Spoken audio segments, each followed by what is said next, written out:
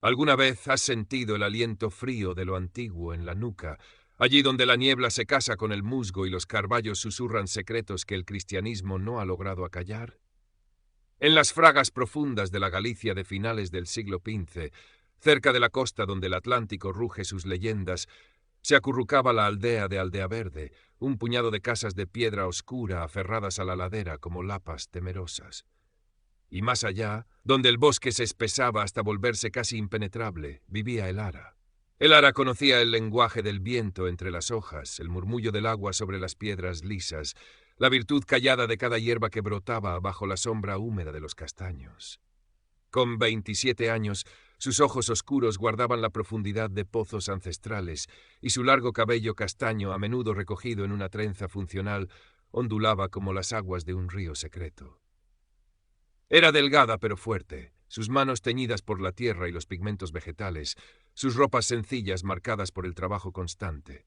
Vivía sola en una pequeña cabaña al borde de la fraga, un legado de su abuela, la curandeira, la mujer que sabía sanar el cuerpo y, según algunos, tocar el alma. Un conocimiento que el ara heredó junto con el estigma. Para los aldeanos de Aldea Verde, el ara era a la vez refugio y tabú, una figura respetada en la necesidad, temida en la superstición, a menudo tildada en susurros de meiga. La soledad era su compañera más constante, una sombra tejida con el miedo ajeno y su propia cautela. Anhelaba la conexión, el calor de una palabra amable sin el filo del recelo, pero había aprendido a protegerse tras un muro de reserva. Su única conexión tangible con su linaje, con algo más allá de su presente aislado, era un pequeño amuleto de azabache con forma de tetrasquel que siempre llevaba colgado al cuello, regalo de su abuela, cuyo significado completo se le escapaba como el agua entre los dedos. Su única conexión tangible con su linaje, con algo más allá de su presente aislado, era un pequeño amuleto de azabache con forma de tetrasquel que siempre llevaba colgado al cuello, regalo de su abuela, cuyo significado completo era un símbolo antiguo de protección y de ciclos. Eso le había dicho la anciana, pero el ara sentía que había más, una vibración sutil, un peso que iba más allá del mineral pulido. Aquella noche, la tormenta azotaba la costa y trepaba por las montañas, arañando la piedra de su cabaña con garras de viento y lluvia. El fuego crepitaba en el lar, proyectando sombras danzantes sobre las hierbas secas que colgaban del techo. El ara molía raíces en su mortero de piedra, el sonido rítmico un contrapunto a la furia exterior. Fue entonces cuando lo oyó. Un sonido sordo, antinatural, un golpe seguido de un quejido ahogado, casi perdido en el fragor del temporal. Aguzó el oído, el corazón latiéndole aprisa. No era el crujir de una rama ni el aullido del viento. Era algo humano.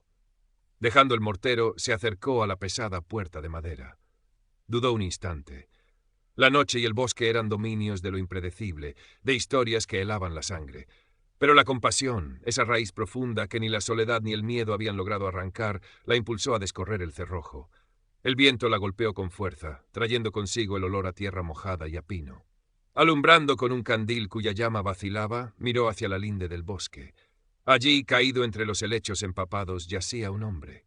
Estaba inconsciente, su rostro pálido bajo la lluvia incesante. Vestía ropas de viaje desgastadas, adheridas a un cuerpo fuerte, pero exhausto. Tenía el cabello oscuro pegado a la frente y una barba de varios días ensombrecía su mandíbula. Cerca de la ceja izquierda, una cicatriz blanquecina destacaba sobre la piel mojada, testigo silencioso de alguna violencia pasada. El ara se arrodilló a su lado, apartando con cuidado un mechón de pelo de su frente. Estaba frío, pero respiraba, aunque de forma superficial.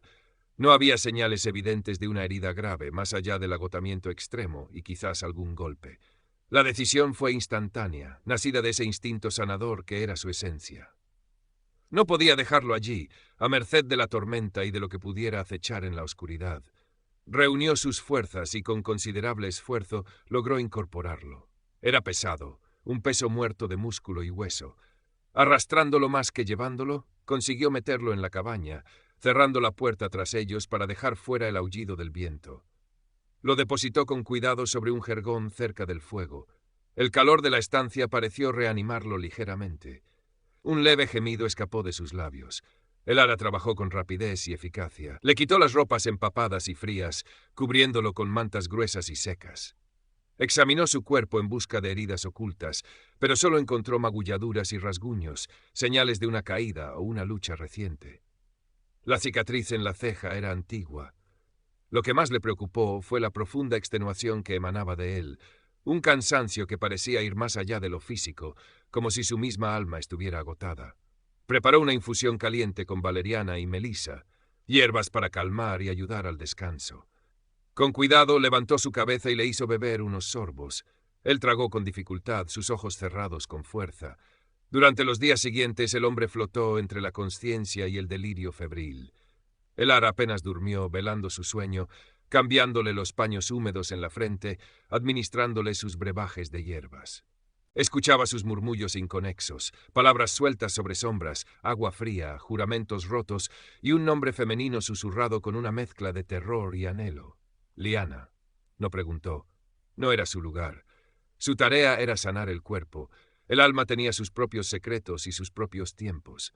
Los aldeanos no tardaron en notar que algo había cambiado en la cabaña de la meiga. El humo salía más constante de la chimenea, y algunos juraron haber visto una figura masculina moverse fugazmente tras la pequeña ventana. Las miradas que Elara recibía en sus escasas visitas a Aldea Verde para trocar hierbas por algo de harina o sal se volvieron más afiladas, cargadas de una curiosidad malsana y una renovada sospecha. ¿A quién ocultaba la curandera? ¿Qué nuevo peligro había traído del bosque? Elara sentía el peso de sus miradas, pero lo ignoraba, centrada en el hombre que yacía en su jergón. Finalmente, una mañana, él despertó. Abrió los ojos lentamente, desorientado. Eran unos ojos oscuros, profundos, pero velados por una infinita fatiga y una cautela casi animal. Fijó la mirada en Elara, que estaba sentada cerca, removiendo una poción en un cuenco. «¿Dónde? ¿Dónde estoy?» Su voz era ronca, apenas un susurro. «Estás a salvo», respondió Elara con calma. «Te encontré en el bosque durante la tormenta. Estabas inconsciente. Soy Elara». Él la observó en silencio durante un largo rato, evaluándola. «¿Por qué?», preguntó finalmente. «Necesitabas ayuda», dijo ella encogiéndose de hombros, como si fuera la única respuesta posible. Él asintió despacio, cerrando los ojos de nuevo, pero esta vez no era inconsciencia, sino una profunda reflexión o quizás resignación.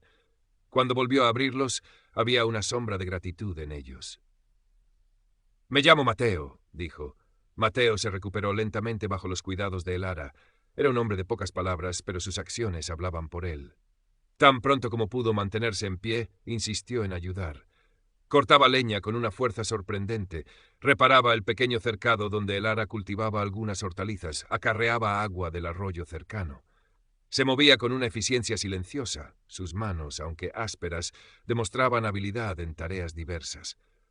Había algo en su porte, en la forma en que observaba el entorno siempre alerta, que delataba un pasado diferente al de un simple campesino o viajero perdido.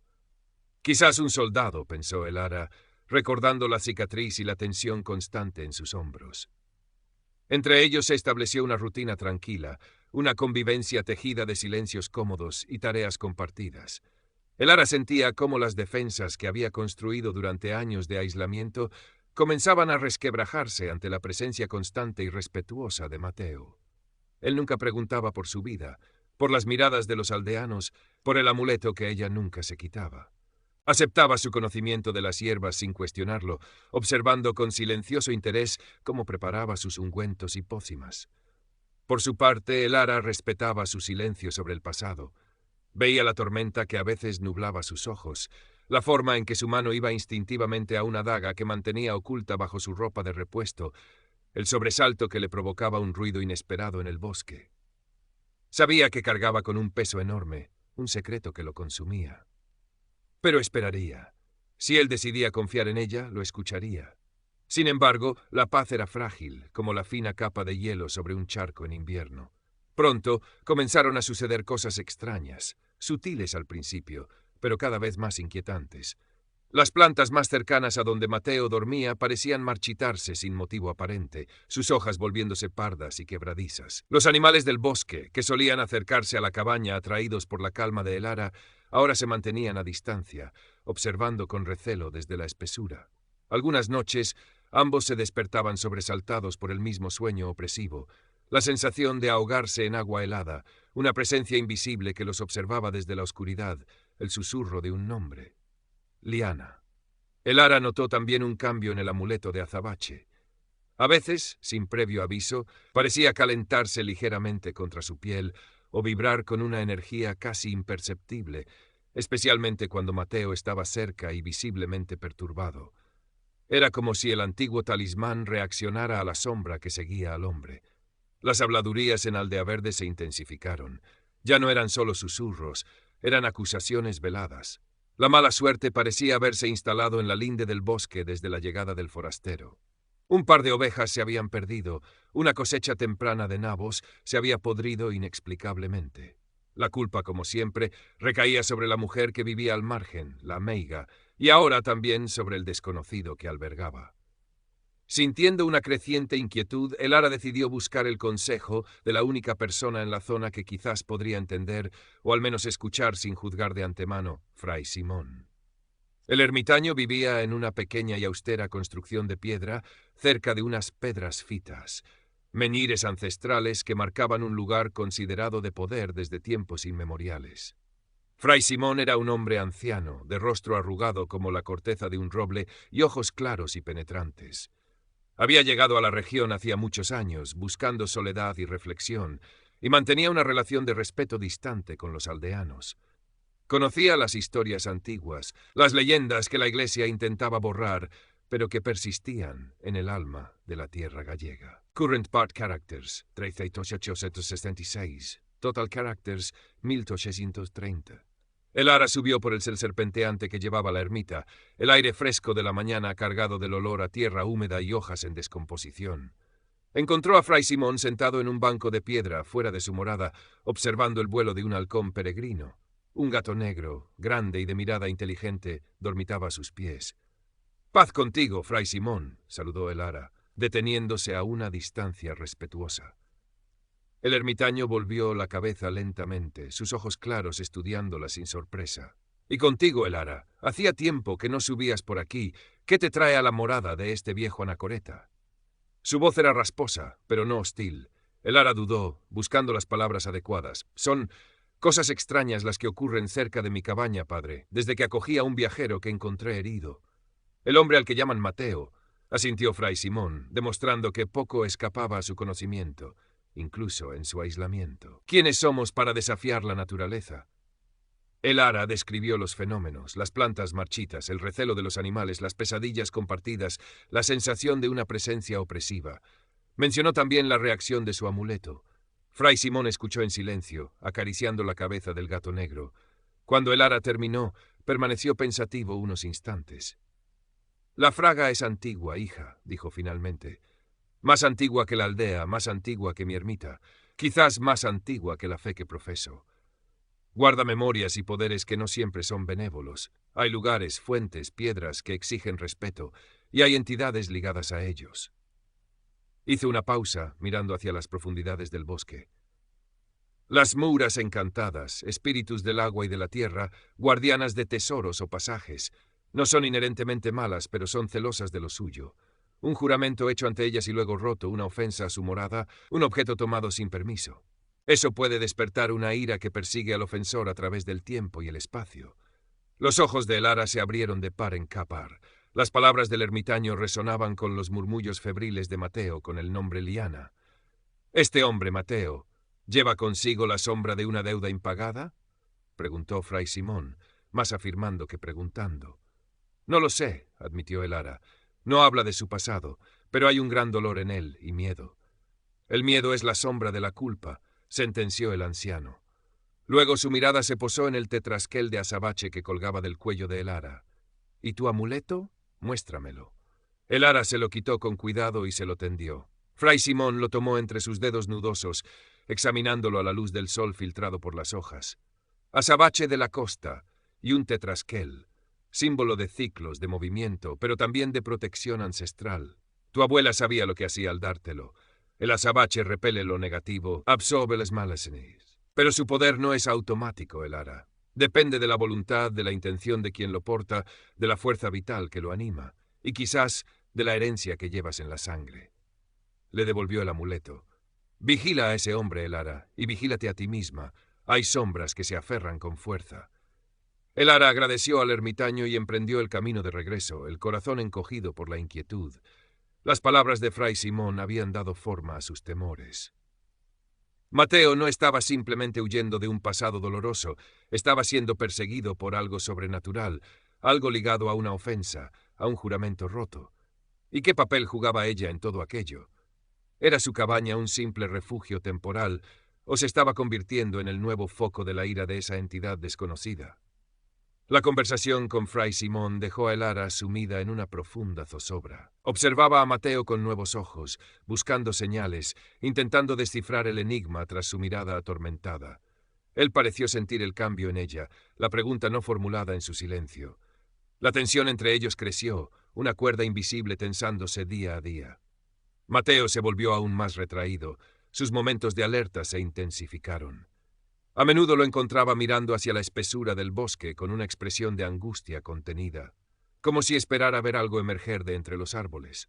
Una tarde, mientras el ara clasificaba hierbas secas, él se acercó a la puerta con un pequeño atillo en la mano. Su rostro estaba sombrío, decidido. El ara dijo con voz queda, «Debo irme». Ella levantó la vista, el corazón dándole un vuelco. «¿Irte? ¿Por qué? Aún no estás completamente recuperado». «Estoy lo bastante fuerte para viajar», replicó él, evitando su mirada. «He abusado de tu hospitalidad demasiado tiempo, y no es seguro para ti que yo permanezca aquí». «¿No es seguro? ¿Por qué? ¿Qué es lo que te persigue, Mateo?», preguntó el ara, poniéndose en pie, su voz cargada de la angustia acumulada. Él sacudió la cabeza, la mandíbula tensa.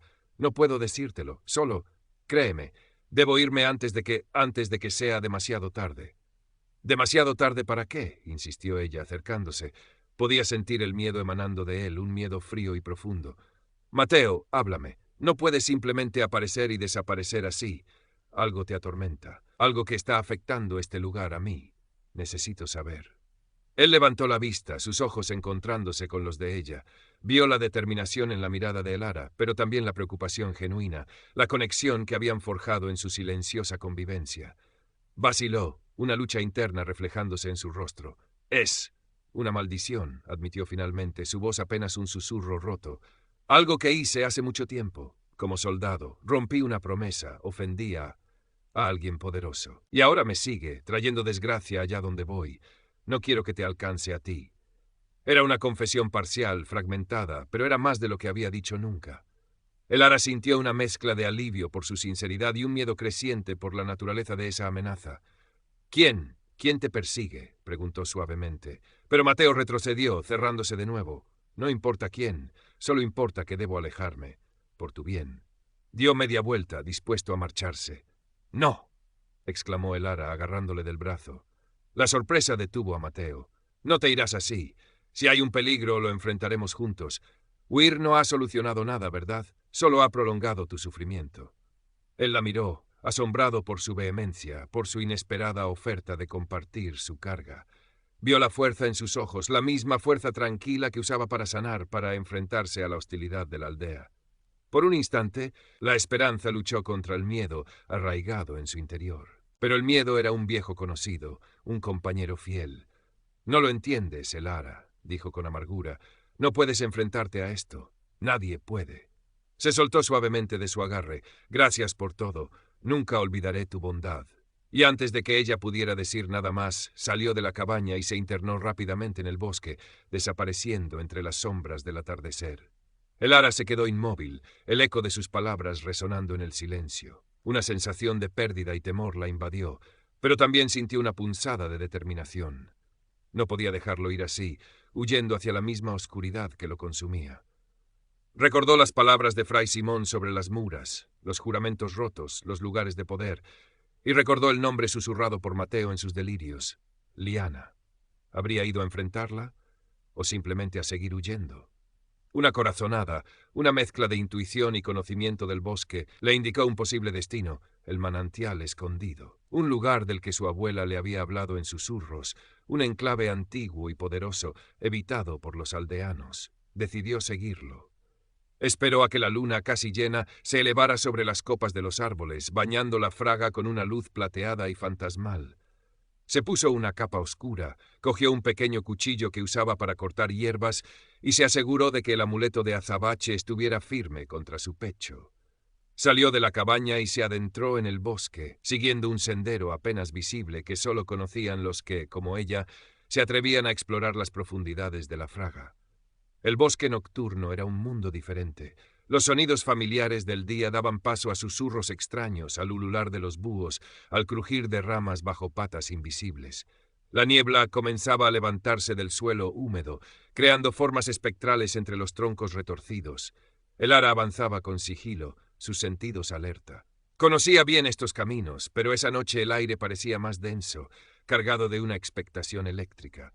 Sentía el amuleto vibrar suavemente contra su piel, una advertencia silenciosa. Tras una larga caminata, empezó a oír el murmullo del agua, un sonido que se hacía más claro a medida que se acercaba. Llegó al borde de un claro circular, ocultándose tras un roble centenario. En el centro del claro, la luz de la luna iluminaba un manantial. El agua brotaba de entre unas rocas cubiertas de musgo, formando un pequeño estanque de aguas increíblemente claras y quietas, que reflejaban el cielo nocturno como un espejo oscuro. El aire aquí era notablemente más frío, y la niebla era más espesa, arremolinándose sobre la superficie del agua. Y allí, de espaldas a ella, estaba Mateo. No estaba solo. Frente a él, emergiendo parcialmente del agua o quizás flotando sobre ella, había una figura femenina. Era de una belleza etérea sobrenatural. Largos cabellos oscuros, casi negros, flotaban a su alrededor como algas vivas, y su piel tenía la palidez luminiscente de la luna sobre el agua. Vestía algo que parecía tejido de niebla y luz estelar. Pero su belleza era fría, distante, y sus ojos, del color del agua profunda, brillaban con una luz antinatural y posesiva, mientras miraban a Mateo. «Has vuelto, Mateo», dijo la figura, su voz como el murmullo del agua sobre piedras, melodiosa pero con un trasfondo helado. «Creíste que podías esconderte en la cabaña de esa». La palabra salió con desdén. «Liana», susurró Mateo, su voz tensa. «Déjame en paz. Ya has causado suficiente dolor». La figura, Liana, rió, un sonido como el tintineo de hielo fino. «¿Dolor? El dolor es el precio de la traición, mortal. Hiciste un juramento, aquí en mi fuente sagrada. Me ofreciste tu lealtad a cambio de tu vida cuando tus camaradas te abandonaron moribundo». Se acercó a él, deslizándose sobre el agua sin perturbarla. Y luego huiste. Profanaste mi confianza, rompiste tu palabra. Era un juramento hecho en la desesperación, bajo coacción, argumentó Mateo, retrocediendo instintivamente. Los juramentos hechos a las muras no entienden de coacción, siseó Liana, su belleza volviéndose repentinamente aterradora, sus ojos brillando con furia ancestral. Me perteneces, Mateo. Tu vida es mía, y la de cualquiera que se interponga.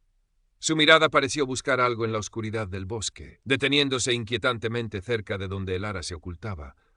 ¿O acaso has encontrado un nuevo juguete? ¿Una curandera con olor a tierra y hierbas?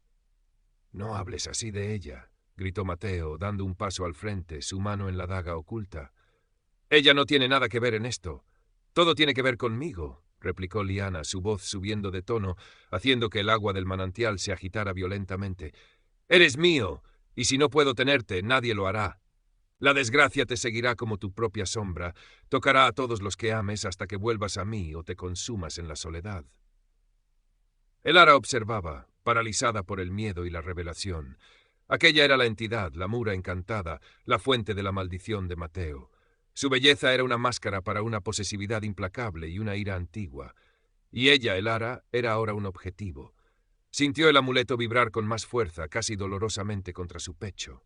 Instintivamente, retrocedió un paso, una rama crujió bajo su pie. Los ojos de Liana se clavaron instantáneamente en la oscuridad donde el ara se escondía. Una sonrisa fría y cruel curvó sus labios pálidos. Así que la pequeña Meiga ha venido a espiar. El pánico atenazó a el ara. Antes de que pudiera reaccionar, Mateo se interpuso entre ella y la mura. «Déjala», gritó. «Tu asunto es conmigo». Liana lo ignoró, sus ojos fijos en la dirección de el ara. «Huelo la tierra en ella», murmuró, «y algo más, algo antiguo. ¿Crees que ese trozo de azabache te protegerá de mi niña?» El ara sintió un escalofrío recorrerle la espalda. La mura podía sentirla, podía sentir el amuleto. Sin pensarlo 2 veces, dio media vuelta y echó a correr, internándose de nuevo en la oscuridad protectora de la fraga, el corazón latiéndole desbocado en el pecho. Escuchó la risa helada de Liana persiguiéndola entre los árboles. Llegó a su cabaña sin aliento, atrancando la puerta tras de sí. Se apoyó contra la madera, temblando, intentando recuperar el aliento. La imagen de Liana, su belleza aterradora, su voz cargada de amenaza, se repetía en su mente. Ahora entendía la profundidad del tormento de Mateo, la razón de su huida constante, de su miedo a establecer vínculos. Estaba atado a una entidad poderosa y vengativa. Esperó, el oído atento a cualquier sonido exterior, pero solo el silencio habitual del bosque le respondió. La confrontación en el manantial parecía haber terminado, al menos por el momento. ¿Qué habría sido de Mateo? La angustia la consumía. ¿Habría logrado escapar? ¿O Liana lo había reclamado finalmente? El amanecer comenzaba a teñir el cielo de tonos grises y rosados cuando unos golpes suaves sonaron en la puerta. El ara se sobresaltó, agarrando instintivamente el cuchillo. —¡El ara! Sonó la voz de Mateo, apagada, exhausta. Corrió a abrir. Él estaba allí, pálido como la cera, con nuevas magulladuras y la ropa rasgada, pero vivo. Se apoyó pesadamente en el marco de la puerta, mirándola con una expresión de infinita desolación. —Lo siento —murmuró—. Siento que hayas tenido que ver eso. Siento haberte puesto en peligro. El ara lo hizo entrar y lo ayudó a sentarse cerca del fuego que había reavivado. Le preparó una infusión caliente mientras él permanecía en silencio, la mirada perdida en las llamas. Finalmente ella se sentó frente a él. —Mateo —dijo con calma, aunque su corazón aún latía con fuerza—, necesito que me cuentes todo, sin ocultar nada, desde el principio. Él levantó la vista, sus ojos encontrándose con los de ella. Vio la resolución en su mirada, pero también la ausencia de reproche. Respiró hondo, como si se preparara para sumergirse en aguas profundas y dolorosas, y empezó a hablar. Contó su historia como soldado en las guerras del sur, la brutalidad, el miedo constante. Habló de una emboscada en tierras fronterizas, de ser herido y abandonado por sus compañeros, dado por muerto. Moribundo, arrastrándose por un bosque desconocido, llegó a un manantial de una belleza extraña y real. Desesperado, sediento, sintió una presencia. Y entonces apareció Liana. No como la figura aterradora que el ara había visto, sino como una visión de consuelo y esperanza. Le ofreció salvarle la vida, curar sus heridas, a cambio de un juramento de lealtad eterna, de permanecer cerca de su fuente, de ser su guardián, su compañero. Él, en su agonía y desesperación, aceptó. Me curó, continuó Mateo, su voz quebrada. Me dio fuerzas, pero pronto comprendí mi error. No era una compañera lo que quería, era una posesión. Su amor era una jaula. Exigía mi devoción absoluta, me aislaba de todo, celosa de cualquier mirada, de cualquier palabra intercambiada con otros. Contó cómo, sintiéndose atrapado, aprovechó una oportunidad para huir, rompiendo su juramento. Desde entonces me persigue, no físicamente, la mayor parte del tiempo.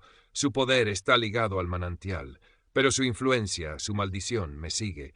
Trae desgracia, accidentes, muerte a cualquiera que me ofrezca refugio o amistad duradera.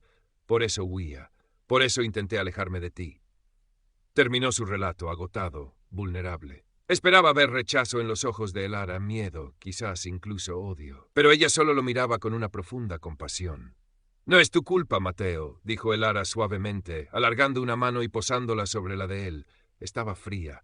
Hiciste lo que tenías que hacer para sobrevivir, y rompiste el juramento para escapar de una prisión. Liana es la que está consumida por la posesión y la venganza. Él la miró, incrédulo. ¿No? ¿No me temes? ¿No me desprecias? Te temo por lo que Liana pueda hacer, admitió ella. Pero no te temo a ti. He visto tu bondad, Mateo. He visto tu lucha. Hizo una pausa, apretando su mano. Y no voy a dejar que te consumas en la soledad. Dijiste que nadie podía enfrentarse a ella. Quizás nadie solo. Pero ya no estás solo. Una lágrima solitaria rodó por la mejilla de Mateo, una lágrima que llevaba años contenida. La esperanza, tan esquiva, comenzó a brotar de nuevo en su pecho. Decidieron que debían actuar. Huir no era una opción. Liana siempre lo encontraría. La única salida era enfrentar a la Mura, intentar romper el vínculo que lo ataba a ella. Volvieron a buscar a Fray Simón. El ermitaño los escuchó relatar la historia completa, asintiendo con gravedad. Sabía que había una deuda oscura, dijo. Las Muras son poderosas, especialmente en sus dominios. Matarla es casi imposible. Son espíritus ancestrales, ligados a la tierra misma. Pero quizás se pueda aplacar su ira, romper el poder del juramento roto. ¿Cómo? Preguntó Elara, aferrándose a esa brizna de esperanza. Un juramento roto solo puede enmendarse con un acto de reparación sincera, explicó Fray Simón. Mateo, debes volver al manantial, pero no con miedo ni desafío, sino con humildad y arrepentimiento. Debes ofrecer algo a cambio de lo que rompiste. No oro ni joyas, eso no le importa a ella. Algo simbólico, algo que represente el respeto que le negaste, la vida que te dio y que luego le hurtaste. Pensó un momento. Robaste algo de su fuente cuando huiste. Una piedra, una flor. Mateo rebuscó en su memoria. Sí, una pequeña piedra blanca, lisa como un huevo de pájaro. La tomé como recuerdo, o quizás como desafío. No lo sé. Debes devolverla, sentenció el ermitaño, y ofrecer algo más, algo vivo. Una planta de este bosque, una que represente la vida y el respeto. Plántala en la orilla de su fuente. Es un acto de contrición, una forma de restaurar el equilibrio que rompiste. Luego se volvió hacia Elara. Tú tienes un papel crucial. Liana te ve como una rival y sentirá tu presencia. Intentará detener a Mateo, atacarlo con ilusiones, con miedo. Tu amuleto, debes usarlo. No como un arma, sino como un escudo. Canaliza tu voluntad, tu conexión con la vida, con el poder sanador que heredaste. Concéntrate en proteger a Mateo, en crear un círculo de calma a su alrededor para que pueda realizar el acto de reparación. Pero ten cuidado, Elara. Enfrentarse directamente al poder de una mura puede tener un coste. Podría intentar drenar tu propia energía vital. Les indicó que el momento propicio sería la próxima noche de luna llena, cuando los velos entre los mundos son más finos y el poder de los lugares sagrados alcanza su cenit. Era en solo 2 noches. Los 2 días siguientes fueron de tensa preparación. Mateo buscó la planta adecuada, una pequeña saxífraga que crecía tenazmente entre las rocas, símbolo de resistencia y vida humilde. Elara preparó ungüentos protectores y meditó, intentando conectar con la fuerza de su amuleto, sintiendo su energía latente. Apenas hablaron, pero una nueva determinación los unía, un propósito compartido que disipaba parte del miedo. La noche de luna llena llegó, clara y fría. El bosque estaba bañado en una luz espectral. Juntos, Elara y Mateo emprendieron el camino hacia el manantial escondido. Elara sentía el amuleto vibrar con fuerza contra su pecho. Mateo apretaba la pequeña piedra blanca en una mano y sostenía la saxífraga con sus raíces envueltas en musgo húmedo en la otra. Llegaron al claro. El manantial brillaba bajo la luna, la niebla danzaba sobre el agua como espectros líquidos. El silencio era pesado, expectante. «Liana», llamó Mateo, su voz firme aunque teñida de aprensión. «He vuelto». El agua del estanque se agitó. Lentamente la figura de la Moura emergió, más hermosa y aterradora que nunca. Sus ojos se clavaron en Mateo y luego se desviaron hacia Elara, que permanecía un paso detrás de él, con la mano sobre su amuleto. «El mortal y su meiga», siseó Liana, «¿habéis venido a morir juntos?» «Hemos venido a reparar lo que rompí», dijo Mateo, avanzando lentamente hacia la orilla. «Te devuelvo lo que tomé». Abrió la mano y mostró la piedra blanca. Liana lo miró con desdén. «¿Crees que una simple piedra puede pagar tu traición?», respondió Mateo. «Claro, aquí tienes el texto que pediste, pero es un símbolo de mi arrepentimiento, y traigo algo más». Señaló la saxífraga, una ofrenda de vida en respeto a la vida que me devolviste y al lugar que profané con mi huida. La Moura pareció momentáneamente desconcertada por la humildad de su gesto, pero su ira ancestral era profunda. «Palabras vacías», gritó, y el agua del manantial se elevó como un muro líquido, amenazando con engullirlos. «¡Ahora, Elara!», gritó Mateo. Elara cerró los ojos, concentrándose con todas sus fuerzas. Sintió la energía del amuleto fluir hacia ella, cálida y protectora. Visualizó una esfera de luz tranquila a su alrededor y alrededor de Mateo. Abrió los ojos y extendió las manos. La luz no era visible, pero sintió como una barrera invisible detenía el avance del agua embravecida. Liana rugió de furia al sentir su poder contenido. «¡No interferirás, mortal!», gritó la Moura y dirigió su ataque hacia Elara. Sintió una presión inmensa, como si le estuvieran robando el aliento, la fuerza. El amuleto ardió contra su piel, pero resistió, canalizando la voluntad indomable de Elara. Mientras Elara contenía a Liana, Mateo se arrodilló en la orilla. Con manos temblorosas pero firmes, depositó la piedra blanca en el borde del agua. Luego, cavó un pequeño hoyo en la tierra húmeda y plantó cuidadosamente la saxífraga. «Te pido perdón, Liana», dijo con sinceridad, su voz resonando en el claro